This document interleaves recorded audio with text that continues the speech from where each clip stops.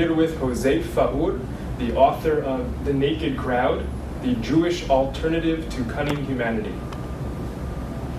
Can you please tell us about the book? Well, the book is a key to understand Judaism as a living entity and the world around us as we perceived it. The essence of Judaism is that we were, in a sense, a paradisical society in which the ideal was to not to hide. The ideal was to expose ourselves to each other because we lived under the law, we had nothing to fear from one another, we had a common past. As the Jews in the desert, we have a common point of direction. We all, regardless of who we are, we want to reach the promised land, and we understood very clearly that to reach the promised land, we have to help one another. So that is the naked crowd. And the naked crowd, because it was naked, it had a system. The system was law, a law which is not imposed by a government, a law that we love because we understand it, and because it's good to us, and because it permits us to be impressed to one another. This is in contrast with what I call the cunning humanity, a humanity in which to survive you have to be a predator, and people are divided into predators and victims, and which is essential is to pretend to be somebody else, like the persona in the classical theater. You have a mask in which you pretend to be another, and sometimes therefore you don't know whether the person you're looking at is really a victim or is a predator pretending to be a victim. What made the Jew something special was that from our society we were able pretty well to discover the distinction between the phony persona pretending to be what was not, and the other human being who with a human face. And yes, we were always the same. They speak about the Jew going from place to place.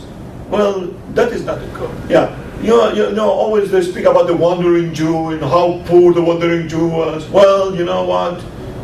Was much better and much healthy to be a wandering Jew than to be a member of a predator society in which the only way to survive was to con the other.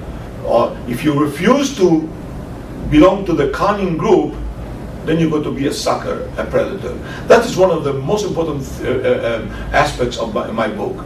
The other is a criticism of Christianity.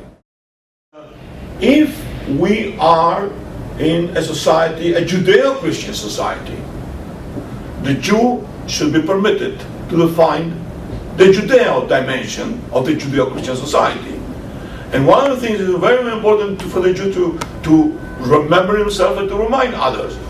Yes, we have wonderful relationships today, especially in America, between Jews and Christians, but we have to remember also that we were the victims of something that it ought to be understood and to be examined.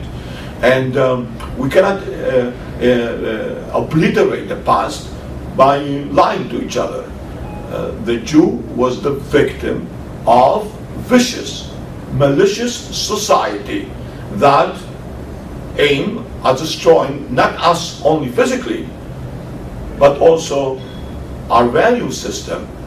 And part of our duty, in a sense, and that's what I try to show in the book, is to expose the Judeo dimension of society.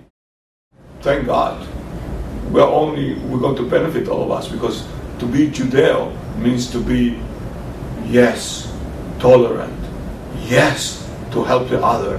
Yes, to admire the others. Yes, to be friends. I'm even brothers, although there is a limit. We worship the God of Israel, and we're always going to pray towards Jerusalem. Try to understand this. Try to respect this. We respect your devotions, your religion, your system values, but you have to be. This has to be mutual, as it's written only in the Hebrew Scripture. You shall love the other as you love yourselves. You want yourselves to be respected. You don't want to be subjected to or to a system of values. Don't try to impose it on others, not on us. That's for sure.